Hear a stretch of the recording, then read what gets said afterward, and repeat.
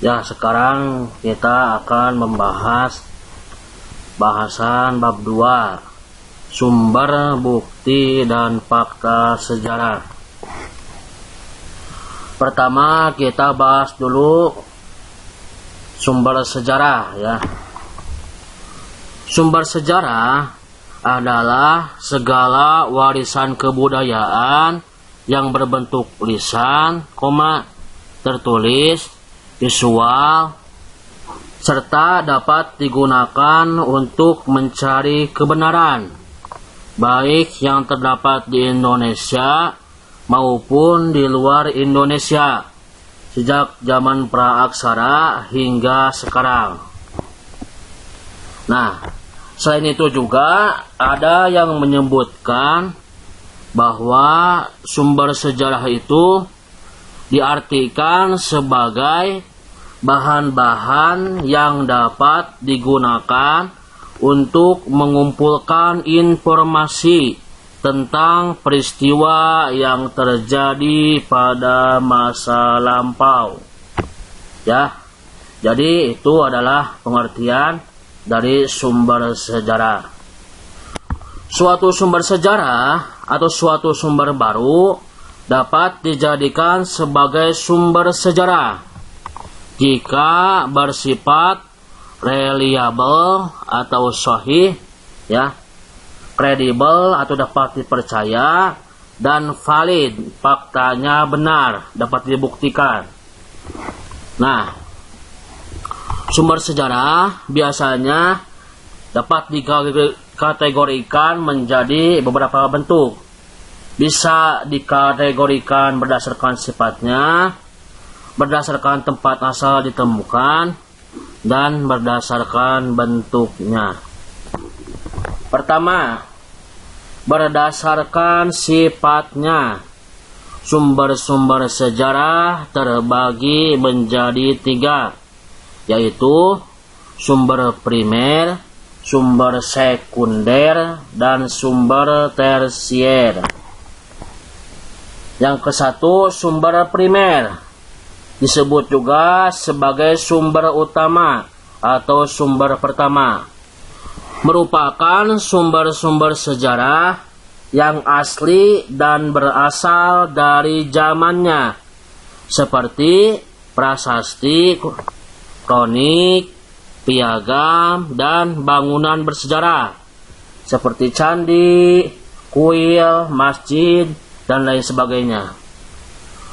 Sumber primer juga dapat diartikan sebagai kesaksian dari seorang saksi yang menyaksikan langsung kejadian suatu peristiwa sejarah, atau bisa juga berwujud catatan yang dibuat pada zamannya dengan bentuk tulisan, isi dan bahan yang sejaman dengan suatu peristiwa yang terjadi.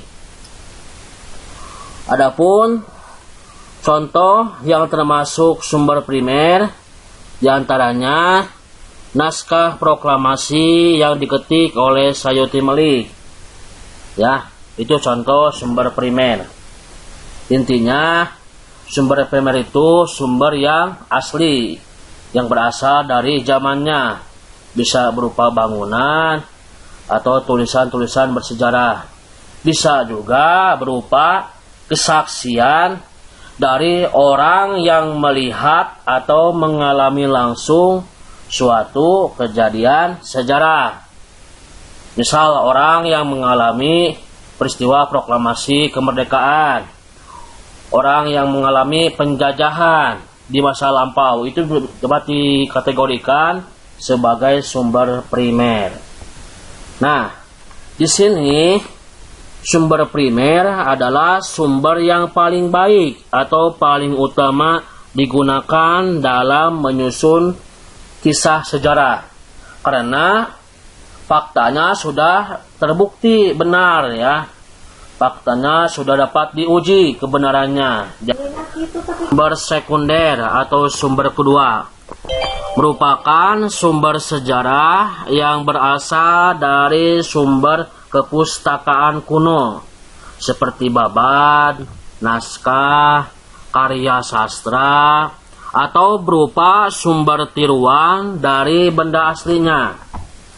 Sumber sekunder juga dapat berupa kesaksian dari siapapun yang bukan merupakan saksi pandangan mata atau orang yang tidak melihat langsung terjadinya sebuah peristiwa sejarah.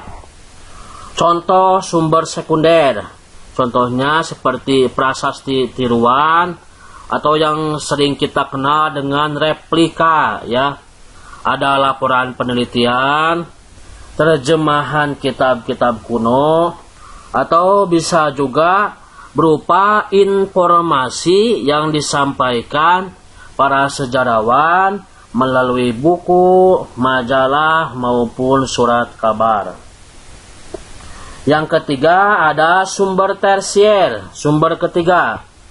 Ini merupakan sumber berupa buku-buku sejarah yang telah disusun, di mana si pengarang tidak melakukan penelitian langsung, tetapi berdasarkan pada hasil penelitian para ahli sejarah atau para sejarawan. Ya. Yang kedua, sumber sejarah juga bisa dilihat berdasarkan tempat asal ditemukannya.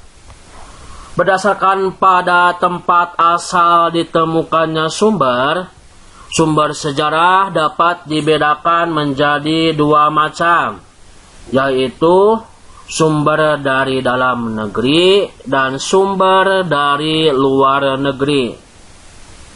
Pertama, sumber dari dalam negeri. Sumber ini ditemukan di dalam negeri, atau biasanya sering disebut sumber setempat dari asal terjadinya suatu peristiwa. Contoh, prasasti Kota Kapur yang ditemukan di Pulau Bangka, yang isinya berupa informasi tentang keberadaan Kerajaan Sriwijaya. Dengan demikian, Pulau Bangka merupakan bagian dari wilayah kekuasaan Kerajaan Sriwijaya. Yang kedua ada sumber dari luar negeri. Sumber ini berasal dari luar negeri, tetapi isinya menginformasikan peristiwa-peristiwa yang terjadi di dalam negeri. Contohnya, prasasti Nalanda yang ditemukan di daerah Nalanda, wilayah India, ya. Walaupun ditemukannya di India, tetapi isi prasasti Nalanda itu menginformasikan tentang Raja Balaputra Dewa yang memerintah di Kerajaan Sriwijaya.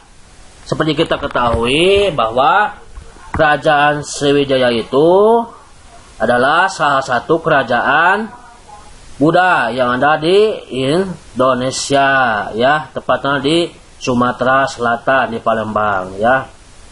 Dan juga prasasti Ligor yang ditemukan di tanah Gentingkra di Malaysia, yang isinya pun menceritakan tentang kehidupan Kerajaan Sriwijaya. Nah, yang ketiga, sumber sejarah juga bisa dilihat berdasarkan bentuk dan wujudnya. Berdasarkan bentuk dan wujudnya, sumber sejarah terbagi menjadi 4. Ada sumber benda, ada sumber tertulis, ada sumber lisan, dan ada sumber rekaman. Pertama, sumber benda. Sumber benda atau yang disebut juga dengan sumber korporal adalah sumber sejarah yang diperoleh dari peninggalan benda-benda kebudayaan masa lampau. Sumber benda disebut juga sebagai sumber korporal.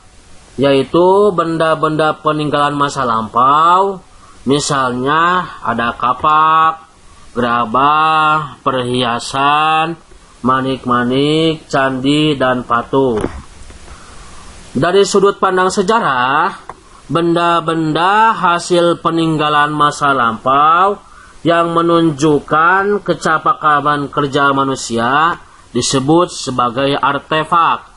Jadi artefak itu adalah benda-benda peninggalan masa lampau ya, yang ada hingga sekarang. Biasanya diteliti oleh para sejarawan. Nah, ada 3 cara untuk mengetahui usia dari suatu benda peninggalan sejarah. Jadi ada 3 metode ya untuk mengetahui usia benda peninggalan masa lampau, baik itu artefak maupun fosil gitu ya. Apa bedanya artefak sama fosil gitu kan? Kalau artefak itu adalah benda-benda peninggalan masa lampau yang menunjukkan aktivitas kehidupan manusia di masa lampau. Sedangkan fosil adalah sisa-sisa kehidupan manusia, hewan, atau tumbuhan yang telah melapuk di dalam tanah beribu-ribu tahun, namanya di masa lampau ya. Itu bedanya antara fosil dan artefak. Kembali ke yang tadi, beberapa cara untuk mengetahui usia suatu benda peninggalan sejarah. Yang pertama ada cara tipologi. Lihat dari katanya, tipologi itu kan ya berasal dari kata tipe atau bentuk. Cara tipologi artinya cara menentukan usia dari suatu benda peninggalan sejarah berdasarkan bentuknya. Semakin sederhana bentuk peninggalan sejarah tersebut, maka usianya semakin tua. Dan semakin rumit bentuk benda bersejarah yang ditemukan, maka dapat ditentukan bahwa usianya semakin muda. Yang kedua ada cara stratigrafi. Cara menentukan usia suatu benda peninggalan sejarah berdasarkan letaknya di dalam lapisan tanah. Semakin ke bawah lapisan tanah tempat penemuan benda peninggalan tersebut, maka usianya semakin tua. Begitupun sebaliknya. Semakin dangkal lapisan tanah tempat ditemukannya benda peninggalan sejarah, maka usianya semakin muda. Ya, jadi misalkan kalau benda atau fosil atau artefak itu ditemukannya di lapisan tanah ke-1 yang paling atas, maka itu dipastikan bahwa usianya masih muda, usia bendanya itu. Kalau misalkan ditemukan di lapisan tanah yang ke-7 misalkan, maka itu sudah dalam kan ya tanahnya, maka dapat ditentukan bahwa usia benda tersebut sudah tua, seperti itu. Yang ketiga ada cara kimiawi, yaitu cara menentukan usia suatu benda peninggalan sejarah berdasarkan unsur-unsur kimia yang terkandung di dalam benda tersebut. Jadi, kalau dengan cara kimiawi, benda yang ditemukan oleh sejarawan itu dibawa ke laboratorium untuk dilakukan penelitian, diuji unsur-unsur apa saja yang terdapat di dalam benda, sehingga bisa dianalisa bahwa apakah benda ini termasuk benda yang tua atau yang muda dari usia masa lampau, seperti itu. Sumber-sumber sejarah tersebut belum tentu seluruhnya dapat menginformasikan kebenaran secara pasti. Oleh karena itu, sumber sejarah tersebut perlu diteliti, dikaji, dianalisis, dan ditafsirkan dengan cermat oleh para ahli sejarah. Untuk mengungkap sumber-sumber sejarah di atas, diperlukan berbagai ilmu bantu seperti pertama ada arkeologi. Arkeologi itu adalah ilmu yang mempelajari benda atau peninggalan kuno. Yang kedua ada geologi, adalah ilmu yang mempelajari lapisan-lapisan bumi. Yang ketiga ada antropologi, adalah ilmu yang mempelajari asal-usul kejadian serta perkembangan makhluk manusia dan kebudayaannya. Yang keempat ada sosiologi, adalah ilmu yang mempelajari sifat keadaan dan pertumbuhan masyarakat. Kelima ada epigrafi, adalah ilmu yang mempelajari tulisan kuno atau prasasti. Yang keenam ada numismatik, adalah ilmu yang mempelajari mata uang kuno. Ketujuh ada ikonografi, adalah ilmu yang mempelajari tentang patung. Kedelapan ada paleontologi, adalah ilmu yang mempelajari sisa-sisa makhluk hidup yang sudah melapuk dalam tanah, baik berupa manusia, hewan, maupun tumbuhan. Yang kesembilan ada paleoantropologi, adalah ilmu yang mempelajari bentuk manusia yang paling sederhana hingga sekarang ya. Jadi mempelajari ciri-ciri manusia, ciri-ciri fisik manusia dari zaman praaksara hingga zaman modern. Yang ke-10 ada filologi, adalah ilmu yang mempelajari tentang bahasa, kebudayaan, pranata, dan sejarah suatu bangsa, sebagaimana terdapat di dalam bahan-bahan tertulis atau di buku-buku sejarah.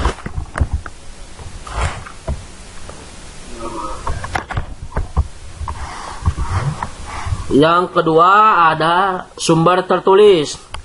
Sumber tertulis juga merupakan bagian dari sumber sejarah dilihat berdasarkan bentuknya ya.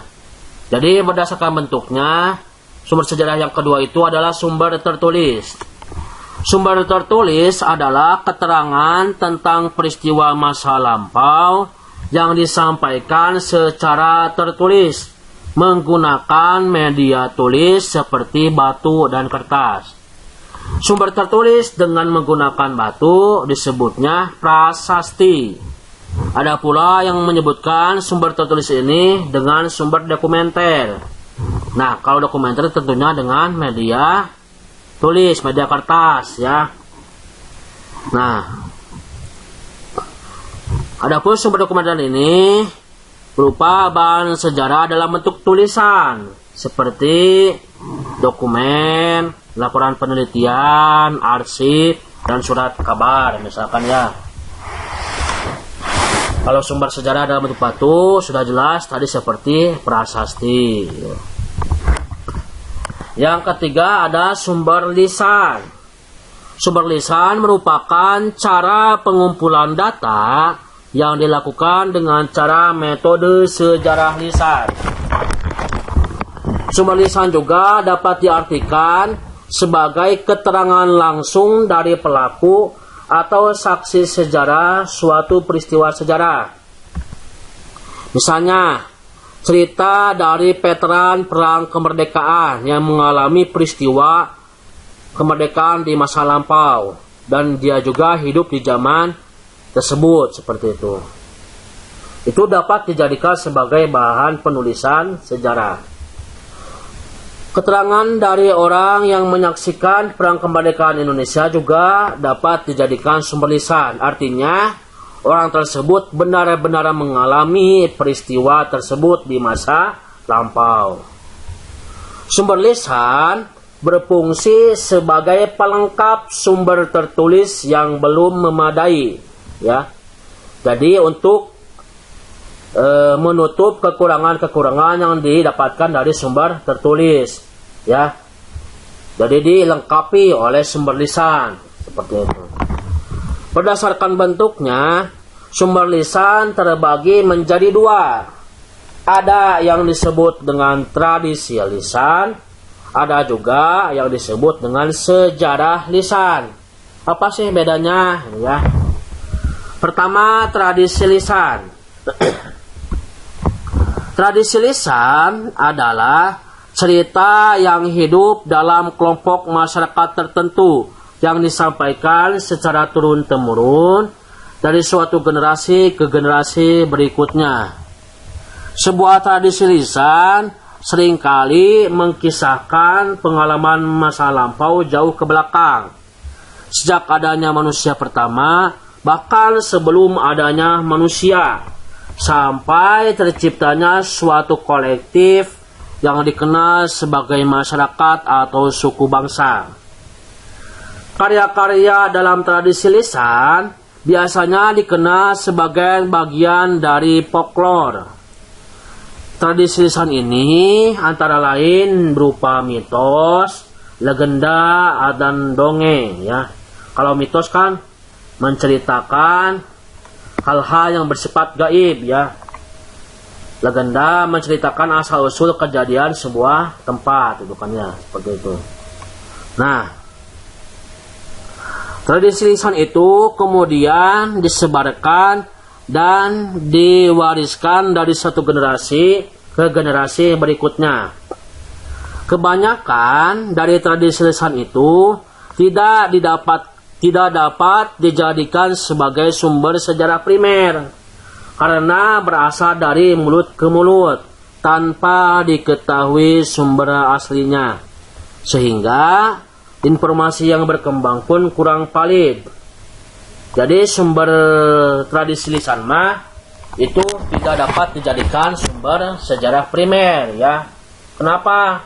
Pertama, lihat dari faktanya juga belum jelas, gitu kan ya, karena bersifat dongeng. Bisa juga bahasanya dilebih-lebihkan, faktanya tidak sesuai dengan kejadian aslinya. Dan juga ada hal-hal yang di luar nalar manusia, seperti mitos, ya. Misalkan mitos orang bisa terbang, bisa menghilang, seperti itu sebagainya. Contoh misalkan di sini, ya, contohnya. Contoh tradisi lisan misalnya cerita tentang mitos Prabu Dewata Cengkar yang hidup di zaman kerajaan Medang Kamulan. Dulu sempat ada cerita di zaman kerajaan Medang Kamulan, ya. Ada seorang raksasa besar yang bernama Prabu Dewata Cengkar. Nah, hobinya itu adalah memburu manusia. Jadi memakan manusia untuk disantap oleh dia, gitu kan. Itu kan merupakan suatu mitos, gitu kan ya, di zaman dahulu. Itu belum tentu itu kan benar adanya seperti itu.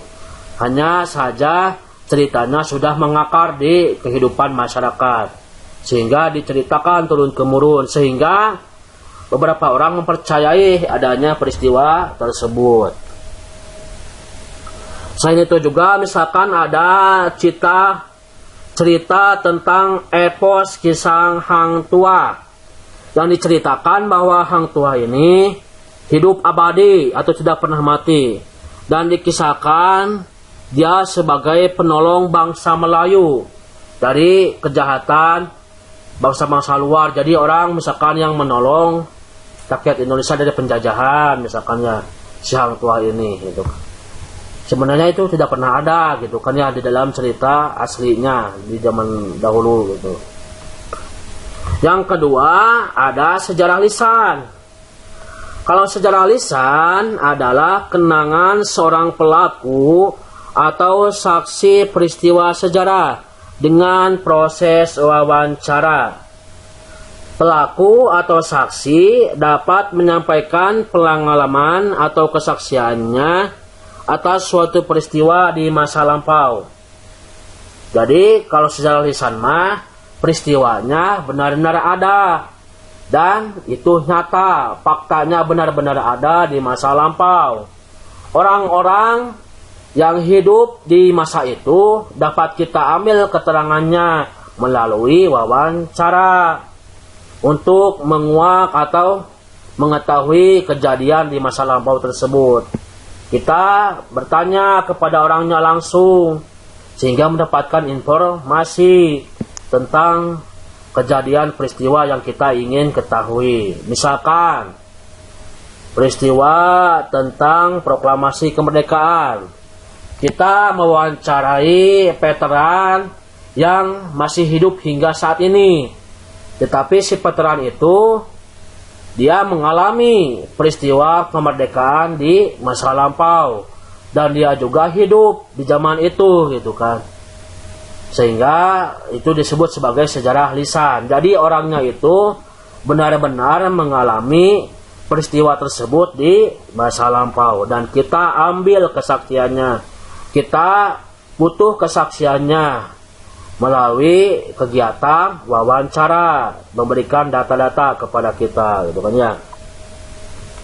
Jika pelaku menyampaikan pengalamannya secara lisan, itu disebutnya sumber lisan.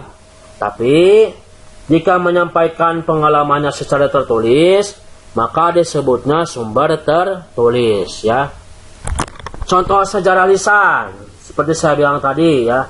Kesaksian dari seorang veteran kemerdekaan yang mengalami peristiwa penjajahan dan hidup sejaman dengan zaman proklamasi kemerdekaan. Jadi si veteran ini tuh mengalami misalkan penjajahan di zaman Belanda, penjajahan di zaman Jepang, terus ikut serta di dalam proklamasi kemerdekaan, sehingga keterangan-keterangannya bisa kita buat menjadi sumber sejarah, keterangan yang terjadi di masa lampau tentang proklamasi kemerdekaan misalkan. Atau misalkan cerita dari seorang tentara yang terlibat dalam operasi penumpasan gerakan DITII, Darul Islam Tentara Islam Indonesia di Jawa Barat. Misalkan ya, kita mewawancarai kawan-kawan dari Kakos Wiryo misalkan yang masih hidup hingga saat ini. Kita mewawancarai bagaimana sih kejadiannya pemberontakan DITII di Jawa Barat di masa lampau seperti itu. Itu juga merupakan sumber sejarah lisan. Artinya orang tersebut benar-benar mengalami peristiwa tersebut di masa lampau dan masih ingat benar kejadian-kejadian yang dialaminya di masa lampau.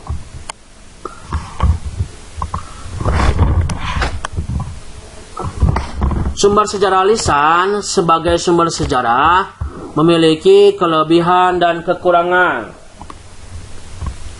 Berikut ini adalah kekurangan dan kelebihan dari sumber sejarah lisan.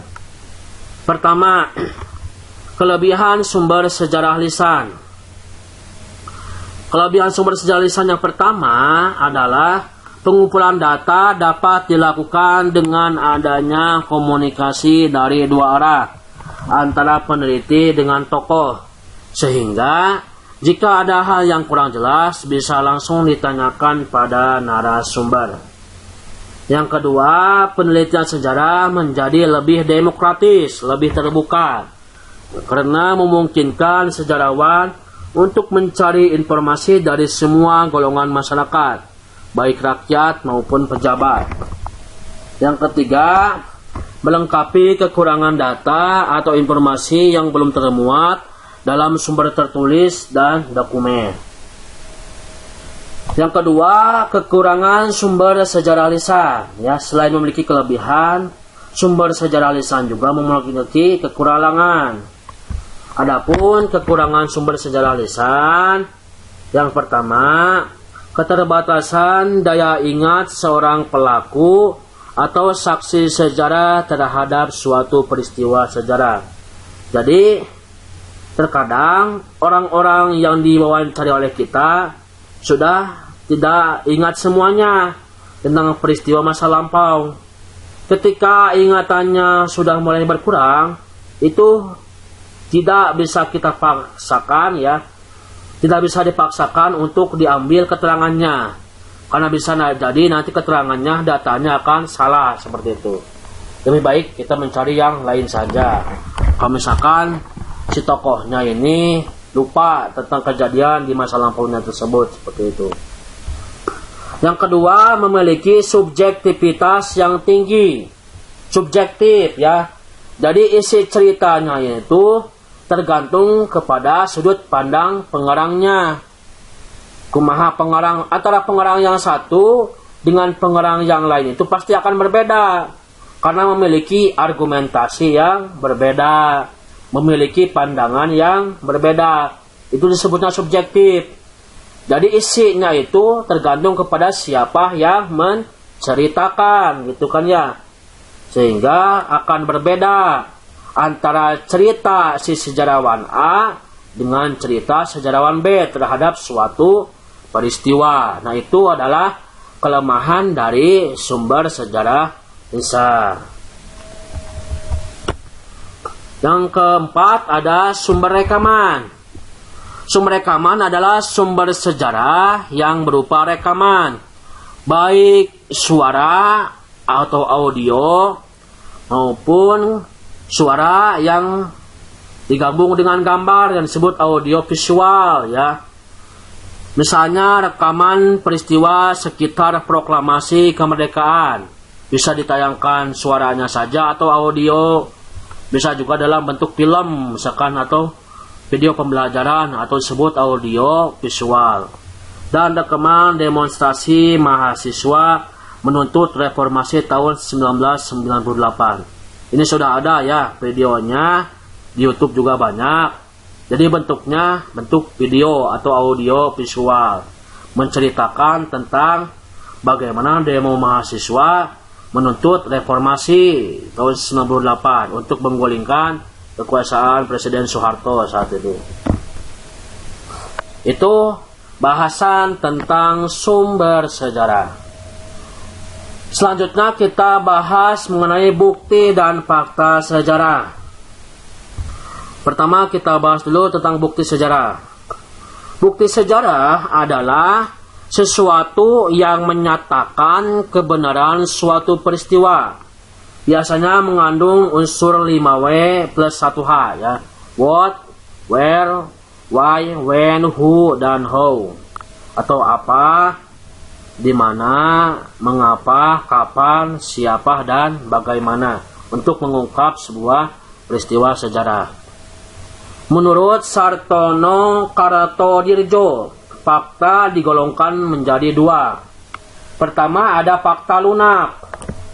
Fakta lunak maksudnya adalah fakta sejarah yang masih dapat dipertanyakan kebenarannya dan masih ditemukannya sumber-sumber sejarah baru yang dapat mematahkan teori yang sudah ada sebelumnya.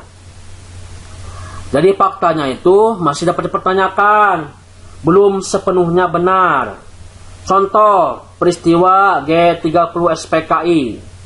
Dalang dari atau siapa tokoh sebenarnya dari peristiwa G30S itu masih belum diketahui sampai saat ini. Semua orang masih berhak menentukan dalang dari peristiwa tersebut, asalkan berdasarkan pada data dan fakta. Nah, jadi masih ada ruang untuk para sejarawan untuk memperbaiki atau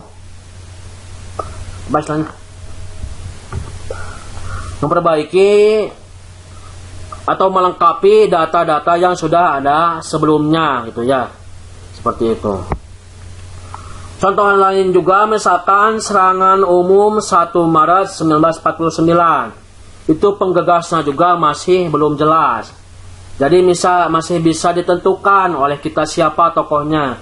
Kita masih bisa mengira-ngira apakah tokoh A, tokoh B, atau tokoh C misalkan ya. Masih bisa berpendapat. Dan pendapatnya berbeda.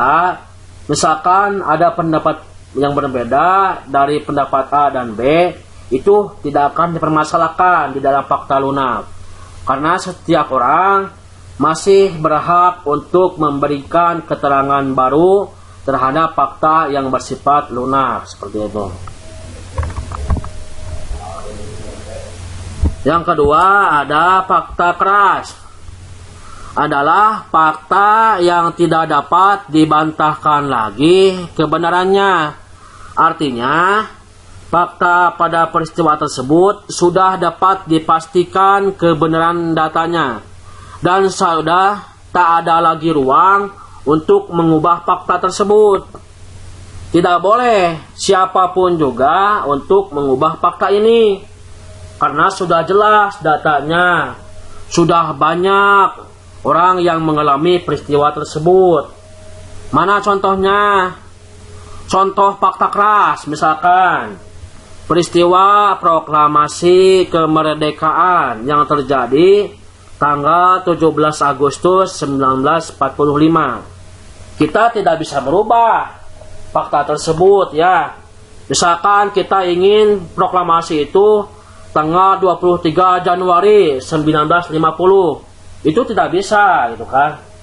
Pasti akan banyak orang yang menggugat, karena peristiwa ini sudah dialami oleh banyak orang di masa lampau.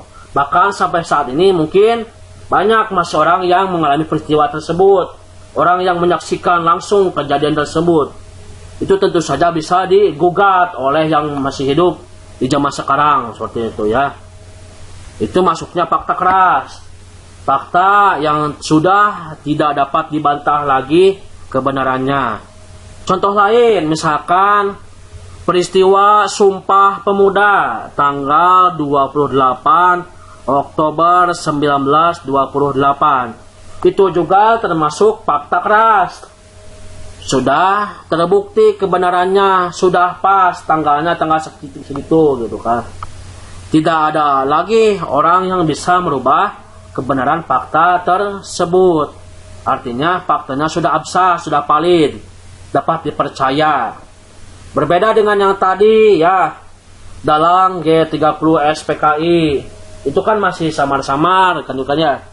Sehingga mungkin saja bagi beberapa orang untuk memberikan argumentasi. Misalkan saya mah pengen dalangnya itu Soekarno, yang B dalangnya pengen Soeharto, itu terserah gitu kan. Setiap orang bisa memberikan ruang untuk berpendapat.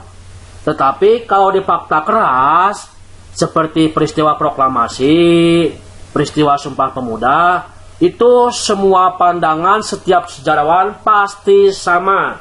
Tidak akan ada yang berbeda. Karena fakta ini datanya sudah jelas. Datanya sudah jelas. Banyak orang yang mengalami peristiwa di masa tersebut, dan juga sudah tersimpan faktanya dengan baik kan ya, di arsip-arsip nasional seperti itu. Selanjutnya, fakta sejarah juga ada yang berbentuk fakta benda. Fakta benda yaitu benda-benda peninggalan sejarah yang menunjukkan aktivitas kehidupan manusia purba, seperti tombak, kapak lonjong, kapak persegi, dan lain-lain.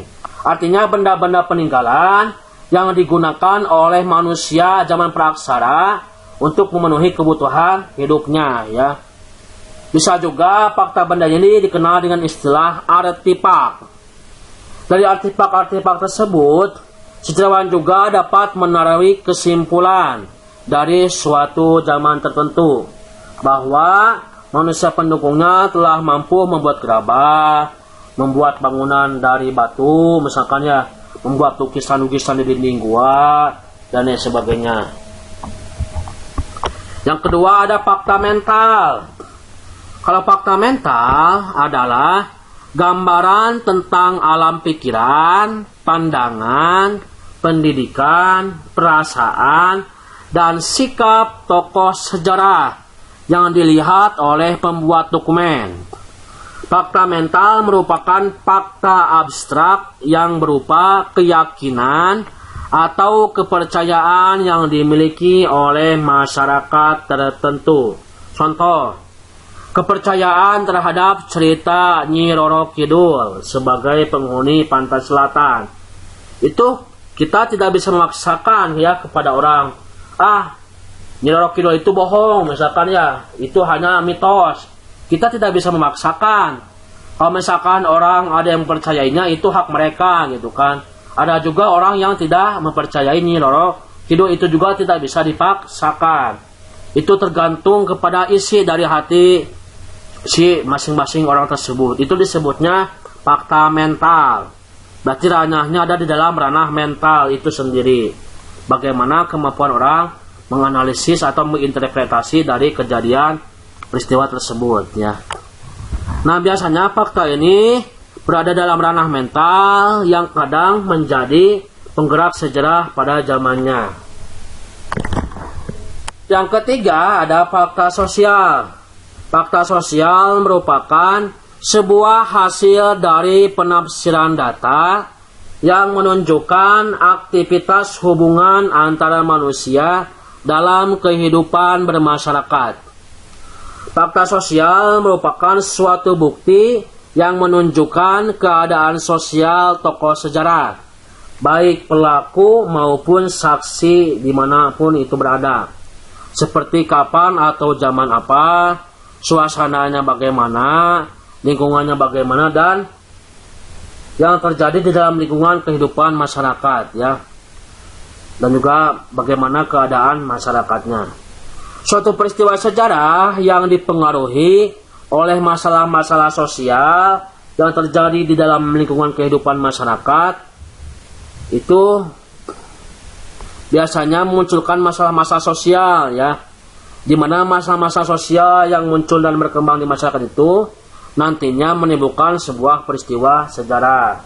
Contoh fakta sosial, misalkan praktik korupsi, kolusi, dan nepotisme atau praktik KKN yang berkembang sejak Orde Lama hingga Orde Baru, yang sulit dihilangkan dalam tatanan kehidupan bermasyarakat di Indonesia. Jadi praktik KKN ini sudah ada sejarahnya di sejak zaman pemerintahan Orde Lama gitu kan, sejak zaman Indonesia merdeka hingga saat ini, dan itu sudah mengakar di kehidupan masyarakat, menjadi aktivitas sosial di kehidupan masyarakat, sehingga itu bisa dijadikan fakta sosial ya. Mungkin itu yang dapat Bapak sampaikan pada pertemuan kali ini mengenai materi sumber bukti dan fakta sejarah. Selanjutnya silakan kalian rangkum materi yang telah Bapak sampaikan di dalam buku tulis. Usahakan rangkumannya dibuat berbentuk tulisan tangan. Setelah kalian rangkum di tulis tangan, hasil rangkumannya kalian upload ke Google Classroom pada waktu yang telah ditentukan. Untuk kurang lebihnya mohon maaf. Assalamualaikum warahmatullahi wabarakatuh.